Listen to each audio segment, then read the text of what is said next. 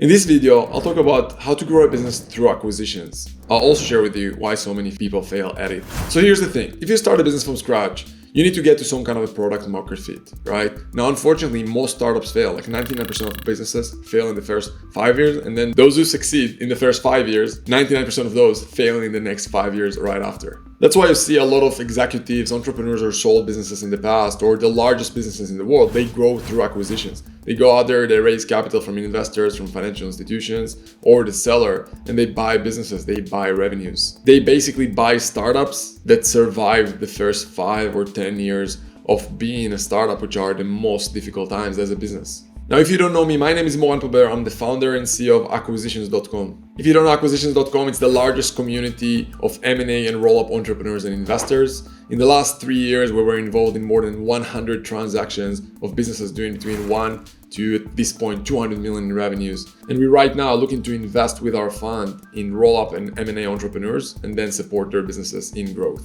So what is growth by acquisitions? Growth is by acquisitions is kind of like Emily in Paris, if you know the TV show. What do I mean by that? Well, joking aside, if you watch the TV show, which I never watched Netflix, of course, but what they did there is basically they're talking about a French company that was bought by an American company. So the French company is a subsidiary, is a small company in the largest American company. And we'll get back to Emily in Paris in a second, I promise. Before that, let's start by understanding what drives value in a business. And I'm talking about businesses, like if you look at the capital markets, the biggest companies in the world, what drives value? What drives the enterprise value of those companies? And I could sum it up into pretty much 3 things. So first of all is revenue growth. Then it's return on capital. And then it's pretty much just building a sustainable business that customers love. Biggest problem with most businesses is that they are just like one product wonder thing and they can't really drive value long term. Which is why you hear about so many stories of companies like Blockbuster that were, behemoths in the past and then are literally being dropped down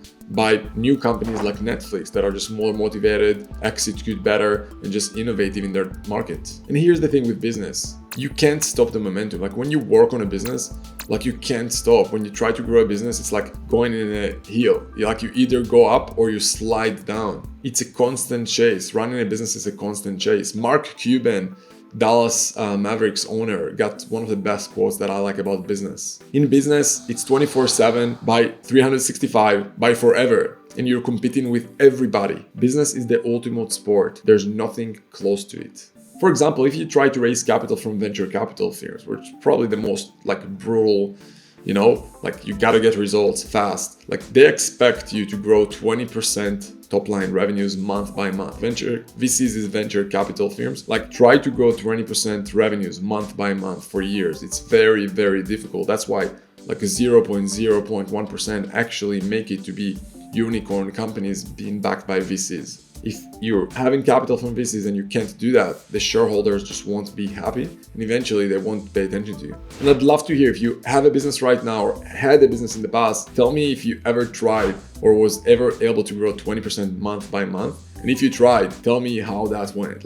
Even if you are being successful to a certain period of time, eventually things get messy. To keep things consistently for 20% month by month growth for years, it's almost impossible. So of course, we're talking about the initial stages of a business, but eventually it's literally impossible. I'd love to hear your comment below on what do you think is it like growing 20% month by month? Is it even realistic? Do you have the experience of trying to do that? And if so, what was your experience? And look, everyone out there is selling the dream that everyone's going to be a unicorn, but it's not. It's super, super difficult. And everyone is telling you you're going to be productive 24/7. You're not. I'm not productive 24/7. I can tell you that, for sure. But I'm sprinting. My goal is as an entrepreneur to sprint and rest. And I try to sustain consistency of at least 2 to 3 hours focused work a day. When I execute for 2 to 3 hours a day without looking at other tasks, I'm more productive than most people. So don't be sold to all the nonsense saying you can be productive 24/7 a day. You can't. You're probably wasting your time if you think you're productive 24/7 a day. So let's go back to growth by acquisitions. Here's the thing. If you try to grow a business and you want to grow 20% month by month, it's almost impossible to only do it organically at some point.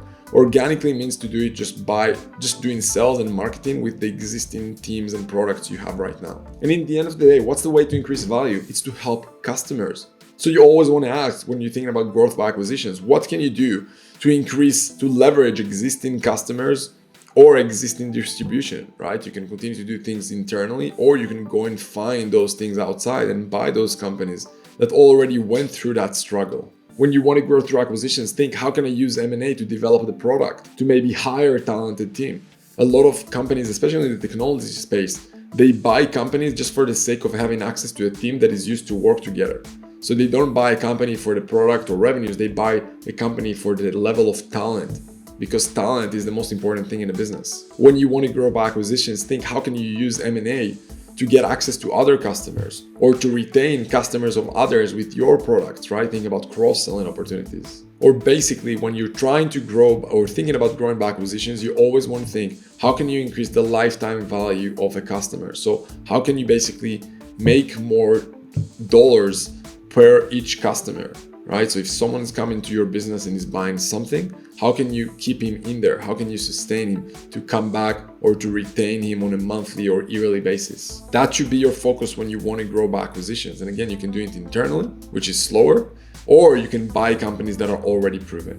Now, one thing I didn't tell you is that a lot of those companies that try to grow by acquisitions, they fail either way. They fail no matter how many acquisitions they do. And I'm telling you that because I have a lot of contents in like really big companies being backed by VCs. I had a call with a large executives a few weeks ago, and he told me that their business in-house is just a mess. And the only way that they can show top line numbers of growth is just by the fact that they grow by acquisitions. But then he told me about the big challenge that they have, which I'll get to in a second as well, because there are basically 3 levers to pull when you try to grow by acquisitions. It's cultural, operational, and financial. And a lot of people think that operational and financial results will basically take care of things. But if you had to guess what is the number one reason for roll-ups for growth by acquisitions to fail, let me know in the comments below. What do you think? And while you're answering that in the comments below, let's go back to Emily in Paris. So if you watch that TV show, which I don't recommend you to watch, it's fun. But what I'm trying to tell you is that if you look at the TV